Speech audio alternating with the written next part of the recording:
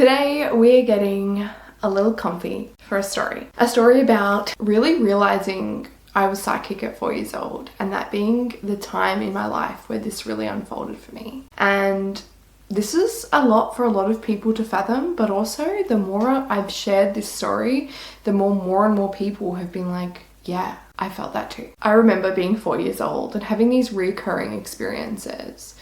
I remember having this nightmare night after night of burning in a house fire. And it wasn't just any nightmare. It was really repetitive. It was really like symbolic, and it felt really real. And to the point where I would wake my mom and I would be calling her like, oh, Mom, I'm dying, I'm burning in a house fire. And if you have a 4-year-old or know a 4-year-old, it's a very young age to kind of understand these really big concepts and this concept of feeling like they're dying. So it was really interesting when my parents started to be like, something's going on here. In this case, they actually ended up getting me in a priest, which I found quite strange even at four. And I remember putting this bubble up between me and the priest, and putting this bubble up to protect from his energy and what he was doing. And I was like, I don't want that.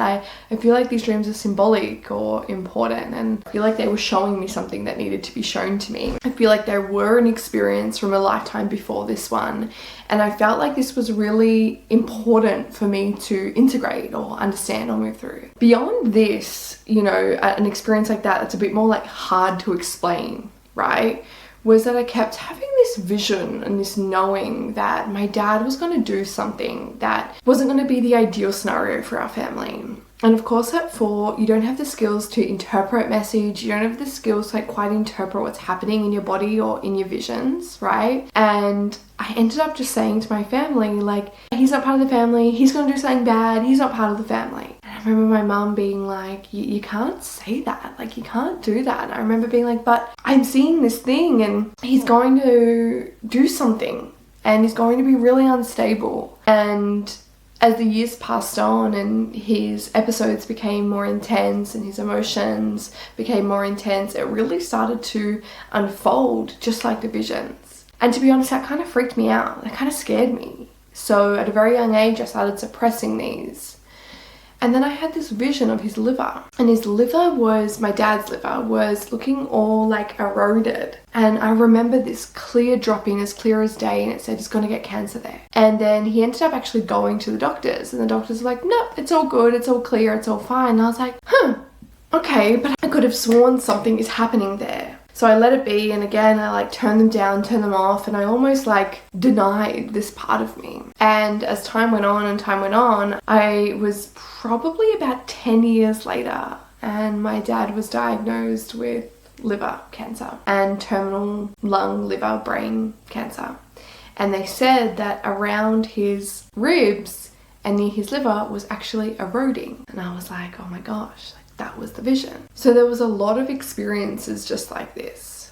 And I think as a small child and not really born into a family who, now they're very accepting, but who then really understood, the depth of what was happening, was quite confronting in a way and was quite stifling. And I definitely pushed a lot of this down. I don't think going to school helps. Don't even get me started on that. But I don't think being in a school environment helps, where those quirkier, unique ways of thinking, and I process information and reading very differently, which I also think is a really big sign of people with these beautiful psychic abilities. And I was last to go up in reading level and to get my pen license and all of these things, and I just found it hard to really understand and care about that world. Right? So that kind of all happened and shifted and was a really big pillar and part of my life. I remember one day I was standing on a hill at school, and lots of little girls, I was I swear I can see little fairies everywhere.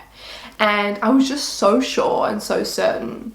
and they kind of like were all here, and I was like, this is funny, and I was a bit of a loner, so I just kind of hung out with them. The most beautiful thing was in my 20s when I got my first set of guides. They were actually fairy guides. I didn't work with them for very long, but I'd kind of forgotten that experience. And then I had this flashback of that moment. I was like, I was with my guides. No wonder, like, I was a bit of a loner, but I didn't feel as lonely when they were there. So I feel like this is this really beautiful, powerful reminder, is that child within you, that little inner girl, that little leaf, you know, if you're watching this, or that little inner boy, they are still there within you. And they want this part of you to come to life, or if it's already come to life within you, to be expressed even more deeply, to be talked about. You know, we see a lot right now about inner child work and inner child healing. I believe this is part of it, because that acceptance of that part of us is deeply healing. That acceptance of, hey, we see you had a real experience and we're not taking that away from you, is really freaking powerful. So as time went on for me and I accepted this part of myself, and then not only accepted but learnt it and expressed it, and then, you know, now I feel comfortable screaming it from a rooftop, it really healed that inner little girl who was like, no one believed me and no one knew what this was. And I was really able to come home to that part of me. And these are only some small examples, let alone what happened, you know, later in my life, 18 and beyond, when it started to turn back on. And I think that happens for a lot of people. We kind of recognize it from about 4 till maybe about 7.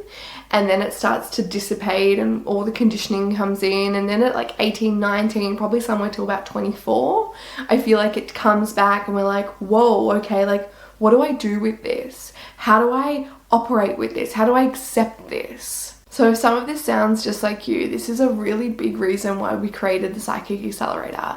If you're called to deepening in this work, accepting this part of you, knowing how to turn up your dial, knowing how to work through the acceptance or any shame or anything that's hidden in the way of either turning it up or bringing it to life or bringing it to your own audience, this program is for you. I feel like this program was one of those programs that was really birthed through me. Like, it was really activated, and it really was a message, an intuitive message of like, you have no choice. You have to run this program. You have no choice.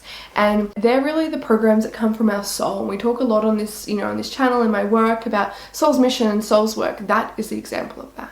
So I'm so excited to bring this work to life. It's a 6-week program. We'll pop the link below so you can check it out. It's currently on early bird, and I think it's just a really magical opportunity to journey in this work with other like-minded people.